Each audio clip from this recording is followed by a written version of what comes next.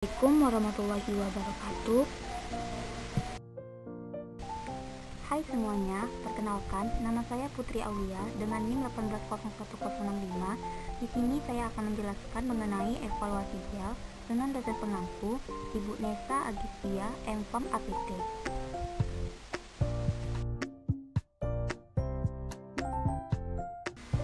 Pada evaluasi GEL memiliki beberapa tahap evaluasi. Yang pertama, evaluasi fisika, di mana meliputi organoleptis, homogenitas, viskositas, distribusi ukuran partikel, uji kebocoran, uji isi minimum, uji pelepasan bahan aktif sediaan, stabilitas sel, penetapan pH, uji iritasi, uji keseragaman kandungan, dan penetapan kadar. Kemudian, pada evaluasi kimia meliputi penetapan kadar zat aktif. Kemudian, yang ketiga, pada evaluasi biologi meliputi uji sterilitas dan uji potensi antibiotik. Pada evaluasi fisika yang pertama dilakukan pada uji organoleptis, di mana meliputi penampilan, warna, dan juga bau. Nah, untuk penampilan biasanya dilihat dari konsistensi gel setengah padat. Kemudian, untuk warna biasanya gel tidak berwarna atau berwarna jernih. Untuk bau biasanya gel tidak berbau. Nah, selanjutnya homogenitas, di mana caranya itu dengan mengoleskan sampel gel pada sekeping kaca atau bahan transparan lain yang cocok. Nah, sediaan ini harus menunjukkan susunan yang homogen dan tidak terlihat adanya butiran kasar.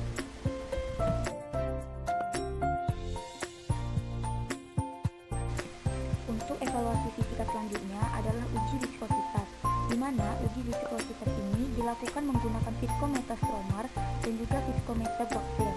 Nah, ada beberapa prosedur yang dilakukan. Yang pertama, gel dimasukkan ke dalam wadah berbentuk tabung, lalu dipasang spindle. Kemudian, spindle yang digunakan ini harus terendam dengan larutan uji. Yang kedua, viskometer dinyalakan dan rotor berputar pada kecepatan 60 rpm. Kemudian, pada prosedur yang ketiga, amati jarum petunjuk dari viskometer yang mengarah ke angka pada skala, lalu catat dan kalikan dengan faktor 100. Selanjutnya, ada distribusi ukuran partikel sediaan yang memiliki 3 tahapan. Pada tahapan pertama, sebarkan sejumlah gel dengan membentuk lapisan tipis pada mikroskop dan amati. Pada tahap kedua, suatu partikel tidak dapat ditetapkan bila ukurannya itu mendekati cahaya.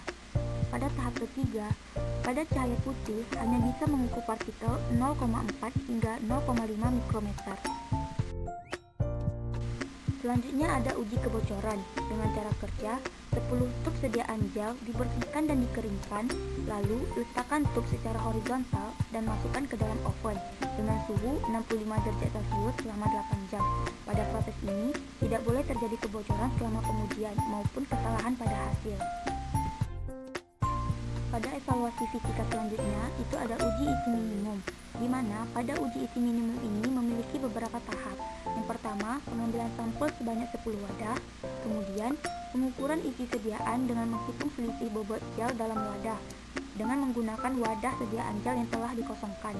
Kemudian, yang ketiga, persyaratan dipenuhi jika bobot terisi penuh pada ke-10 wadah tidak kurang pada etiket sediaan.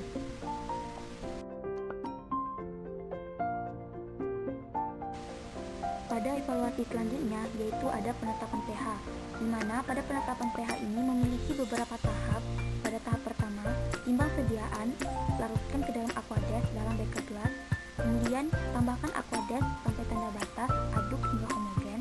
Pada tahap ketiga, larutan diukur pH-nya yang sudah distandarisasi.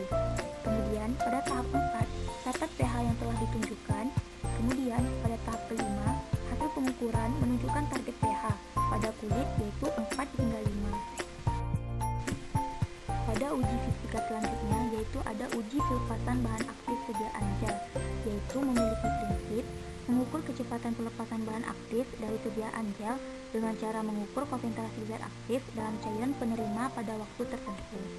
Kemudian ada uji daya sebar, di mana dengan cara sejumlah zat tertentu diletakkan di atas kaca berskala. Bagian atasnya diberi kaca yang sama dan ditingkatkan bebannya. Kemudian diberi waktu hingga 1 hingga 2 menit Lalu, diameter penyebaran diukur pada setiap penambahan beban saat sediaan berhenti menyebar pada jangka waktu tertentu. Kemudian, ada uji difusi bahan aktif sediaan gel. Memiliki prinsip menguji difusi bahan aktif dari sediaan gel menggunakan suatu sel difusi dengan cara mengukur konsentrasi bahan aktif dalam cairan penerima pada selang waktu tertentu. Pada evaluasi fisika selanjutnya, yaitu ada stabilitas sediaan gel, di mana ditentukan dengan yang namanya yield value. Kemudian, menggunakan alat penetrometer berupa logam kerucut atau jarum. Kemudian, di dalamnya penetrasi yang dihasilkan dilihat dari sudut kontak dengan sediaan di bawah suatu tekanan. Kemudian, yield value 100 hingga 1000 akan menunjukkan kemampuan sediaan gel untuk mudah tersebar. Selanjutnya, ada uji keseragaman kandungan dan penetapan kadar. Uji ini menggunakan spektrofotometer pada panjang gelombang 350 nanometer. Nah, uji ini bertujuan untuk mengetahui kebenaran kadar yang tercantum pada kemasan dengan kadar yang sebenarnya.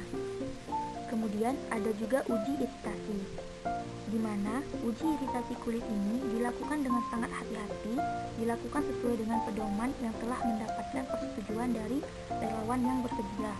Nah, uji ini memiliki prosedur, yaitu untuk setiap gel dipilih dalam 1 gram gel yang diformulasikan dan diolesi ke bagian tangan.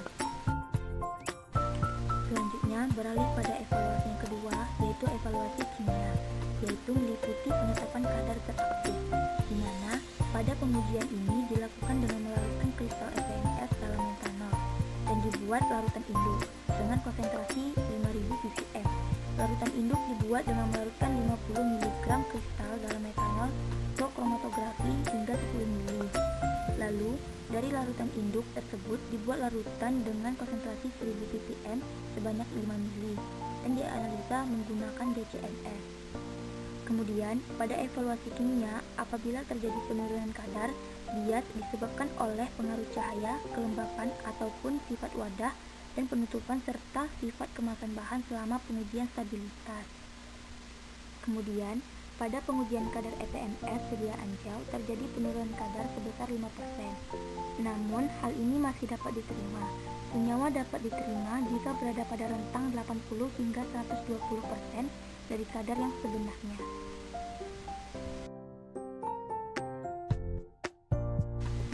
Selanjutnya, beralih pada evaluasi terakhir, yaitu evaluasi biologi, di mana meliputi uji sterilitas dan uji potensi antibiotik. Yang pertama akan dibahas uji sterilitas, di mana pada pengujian sterilitas ini dilakukan selama 3 bulan dan dilakukan pengujian setiap 30 hari. Selama pengujian sediaan hidrogel disimpan pada alat climatic chamber pada suhu 40 derajat Celcius dengan nilai RH 75%. Pada evaluasi biologi selanjutnya, yaitu ada uji potensi antibiotik, di mana pada uji potensi antibiotik ini dapat ditunjukkan dengan daya hambat mikroba. Kemudian, ada 2 metode umum. Yang pertama, lempen silinder dan cara tabung. Pada lempen silinder, berdasarkan difusi antibiotiknya dari silinder yang dipasang pada permukaan tegak lurus pada lapisan agar pada cawan Petri, sehingga mikroba yang ditambahkan akan dihambat pertumbuhannya pada daerah berupa lingkaran di sekeliling silinder. Kemudian, pada cara tabung, metode turbidimetri berdasarkan asas hambatan mikroba dalam larutan bersamaan antibiotik dalam media cair yang dapat menimbulkan mikroba dengan cepat bila tidak ada antibiotik.